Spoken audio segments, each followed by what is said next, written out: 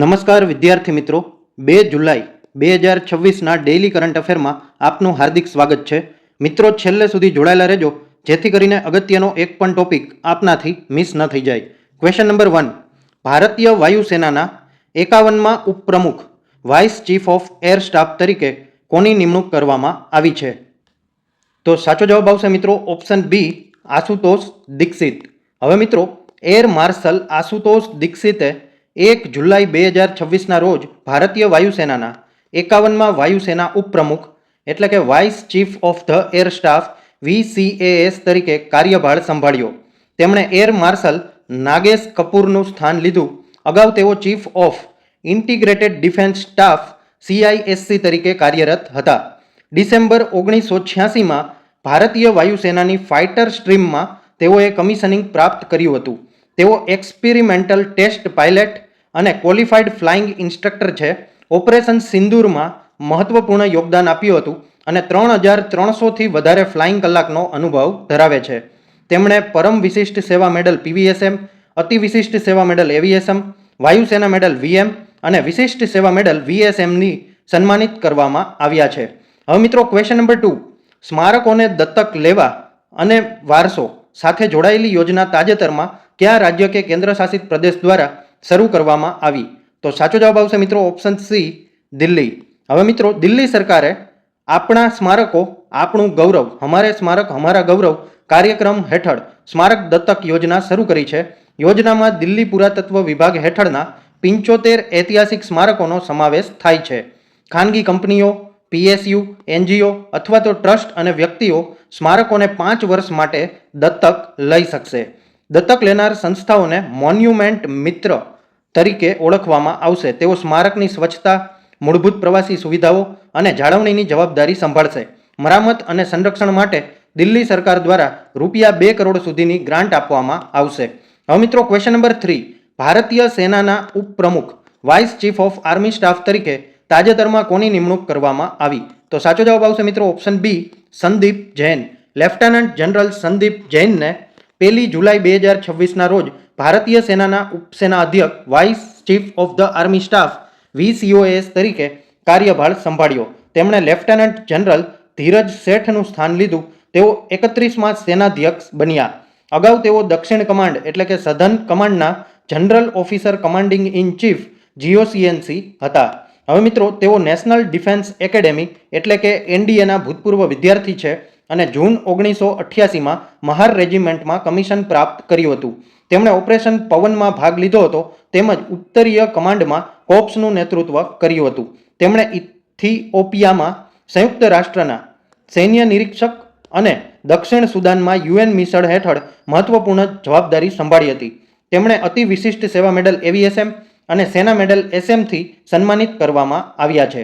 હવે મિત્રો, question number 4. વડાપ્રધાનની સુરક્ષા સંભાળતા SPGના નવા નિર્દેશક કોણ બન્યા? તો સાચો જવાબ આવશે મિત્રો ઓપ્શન સી, અમિત કુમાર. વરિષ્ઠ IPS અધિકારી અમિત કુમારને સ્પેશિયલ પ્રોટેક્શન ગ્રુપ SPGના આગામી ડિરેક્ટર તરીકે નિયુક્ત કરવામાં આવ્યા છે.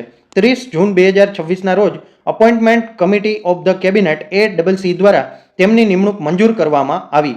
હાલમાં તેઓ officer on special duty OSD તરીકે SPGમાં કાર્યરત છે. તેઓ 1 એપ્રિલ 2027થી SPGના ડિરેક્ટર તરીકે સત્તાવાર રીતે કાર્યભાર સંભાળશે. તેઓ વર્તમાન ડિરેક્ટર આલોક શર્માનું સ્થાન લેશે, જેમનો કાર્યકાળ 31 માર્ચ 2027 સુધી લંબાવવામાં આવ્યો છે. અમિત કુમાર 1994 બેચના બિહાર કેડરના IPS અધિકારી છે. અગાઉ તેઓ કેન્દ્રીય રિઝર્વ પોલીસ દળ CRPFમાં સ્પેશિયલ ડિરેક્ટર જનરલ તરીકે સેવા આપી ચૂક્યા છે. હવે મિત્રો, ક્વેશ્ચન નંબર 5.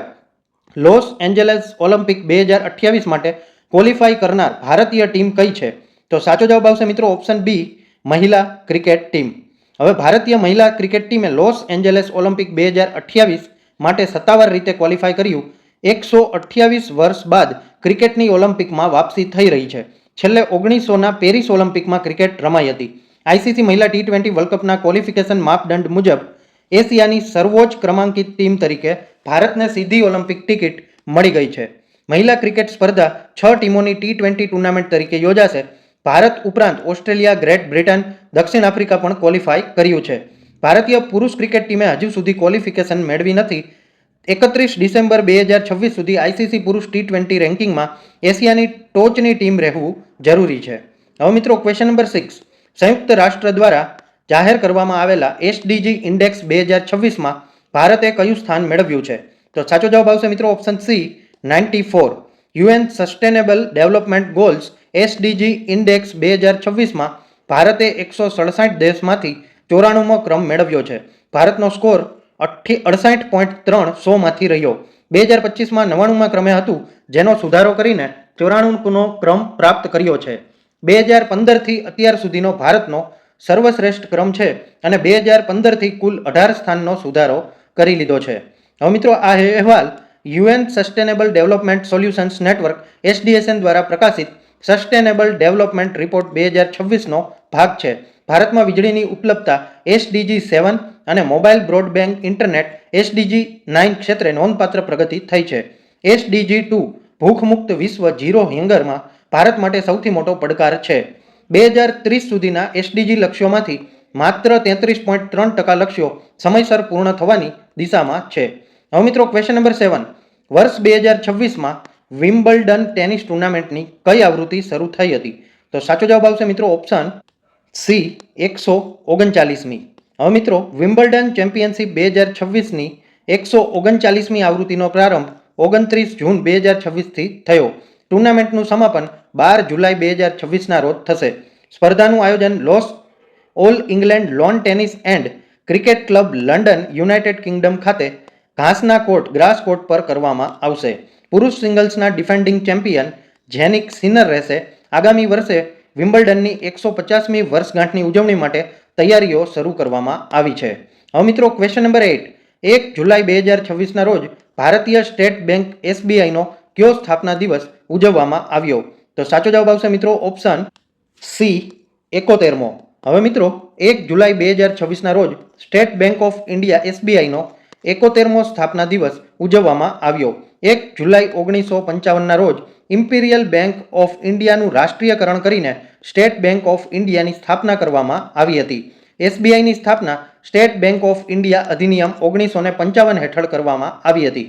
એસબીઆઈનો ઐતિહાસિક વારસો 1806માં સ્થાપિત બેંક ઓફ કલકત્તા સુધી પહોંચે છે. હવે મિત્રો ક્વેશ્ચન નંબર 9. બેડમિન્ટન વિશ્વ ચેમ્પિયનશિપ 2026નું આયોજન ક્યાં કરવામાં આવશે? તો સાચો જવાબ આવશે મિત્રો ઓપ્શન ડી નવી દિલ્હી. BWF વર્લ્ડ ચેમ્પિયનશિપ 2026ની 30મી આવૃત્તિનું આયોજન 17થી 23 ઓગસ્ટ 2026 દરમિયાન થશે. સ્પર્ધાનું આયોજન ઇન્દિરા ગાંધી ઇન્ડોર સ્ટેડિયમ ખાતે કરવામાં આવશે. ભારત બીજી વખત આ પ્રતિષ્ઠિત ચેમ્પિયનશિપનું યજમાન બનશે. અગાઉ 2009માં હૈદરાબાદ ખાતે આયોજન થયું હતું. હવે મિત્રો સ્પર્ધાનું આયોજન બેડમિન્ટન વર્લ્ડ ફેડરેશન BWF દ્વારા અને ભારતમાં બેડમિન્ટન એસોસિએશન ઓફ ઇન્ડિયા BAIના સહયોગથી કરવામાં આવશે. સ્પર્ધામાં 300થી વધારે આંતરરાષ્ટ્રીય ખેલાડીઓ ભાગ લેશે. હવે મિત્રો ક્વેશ્ચન નંબર 10. IMFના રિપોર્ટ અનુસાર 2026માં સૌથી વધુ વિદેશી મુદ્રા ભંડાર ફોરેન એક્સચેન્જ રિઝર્વ કયા દેશ પાસે છે? તો સાચો જવાબ આવશે મિત્રો ઓપ્શન ડી ચાઇના. હવે મિત્રો IMF એટલે કે ઇન્ટરનેશનલ મોનેટરી ફંડના 2026ના આંકડા મુજબ ચીન વિશ્વમાં સૌથી વધુ વિદેશી હુંડિયામણ ધરાવતો દેશ છે. ચીન પાસે આશરે 3.41 ટ્રિલિયન અમેરિકન ડોલરના વિદેશી હુંડિયામણ ભંડાર છે. ટોચના 5 દેશની વાત કરીએ તો પ્રથમ ક્રમે ચાઇના, બીજું જાપાન, ત્રીજું સ્વિટ્ઝરલેન્ડ, ચોથું તાઇવાન અને પાંચમું ભારત છે. ભારત પાસે $543 બિલિયન વિદેશી હુંડિયામણ છે. 1997ના એશિયન નાણાકીય સંકટ બાદ ઘણા એશિયન દેશોએ મોટા પ્રમાણમાં વિદેશી હુંડિયામણ ભંડાર ઊભા કર્યા છે. વિશ્વનું કુલ સત્તાવાર વિદેશી હુંડિયામણ આશરે $13.10 ટ્રિલિયન છે. વૈશ્વિક સત્તાવાર વિદેશી હુંડિયામણમાં અમેરિકન ડોલરનો હિસ્સો 57.13% છે. હવે મિત્રો ક્વેશ્ચન નંબર 11. ચર્ચામાં રહેલા મોંગલા બંદર મોંગલા પોર્ટ કયા દેશમાં સ્થિત છે? તો સાચો જવાબ આવશે મિત્રો ઓપ્શન ડી બાંગ્લાદેશ. હવે મિત્રો મોંગલા બંદર બાંગ્લાદેશના દક્ષિણ પશ્ચિમ ભાગમાં પાસુર અને મોંગલા નદીઓના સંગમ પાસે છે. સુંદરવન મેનગ્રોવ જંગલ નજીક આવેલું છે. તે બાંગ્લાદેશનું બીજું સૌથી મોટું અને બીજું સૌથી વ્યસ્ત બંદર છે. 2015માં ભારત માટે ફળવાયેલા 110 એકડનો આર્થિક ઝોન હવે ચીનને સોંપવામાં આવ્યો છે. તાજેતરમાં China civil engineering construction corporation CCECC અને Bangladesh economic zone authority BEZA વચ્ચે China Bangladesh Mongla port economic zone વિકાસ માટે MOU પર હસ્તાક્ષર કરવામાં આવ્યા છે. આ બંદર કલકત્તાથી 200 કિલોમીટરથી ઓછા અંતરે હોવાથી ભારતની દરિયાઈ સુરક્ષા અને પૂર્વોત્તર રાજ્યો સાથેના જોડાણ માટે વ્યૂહાત્મક રીતે અત્યંત મહત્વપૂર્ણ છે. હવે ક્વેશ્ચન નંબર 12. વિશ્વ રમત પત્રકાર દિવસ વર્લ્ડ સ્પોર્ટ્સ જર્નાલિસ્ટ ડે દર વર્ષે ક્યારે ઉજવવામાં આવે છે? તો સાચો જવાબ આવશે મિત્રો ઓપ્શન સી 2 જુલાઈ.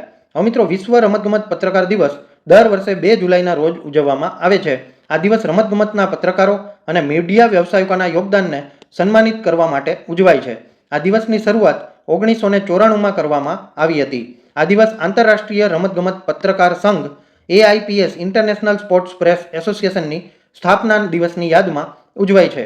AIPSની સ્થાપના 2 જુલાઈ 1924ના રોજ પેરિસ ઓલિમ્પિક દરમિયાન કરવામાં આવી હતી. હવે મિત્રો આ વિડીયો જોવાથી તમારા નોલેજમાં વધારો થયો હોય તો વિડીયોને એક લાઇક જરૂરથી આપી દેજો. તમે કઈ એક્ઝામની તૈયારી કરો છો એ કમેન્ટ કરી અને જણાવી દેજો. તમારા મિત્રો કોઈ તૈયારી કરતા હોય તો આ વિડીયો એમને અચૂકથી શેર કરી દેજો. ચેનલમાં નવા હોય તો ચેનલને સબસ્ક્રાઇબ કરી લેજો. બેલ આઇકન પણ દબાવી દેજો જેથી કરીને આવનારી એક પણ અગત્યની માહિતી આપનાથી મિસ ન થઈ જાય. ધન્યવાદ.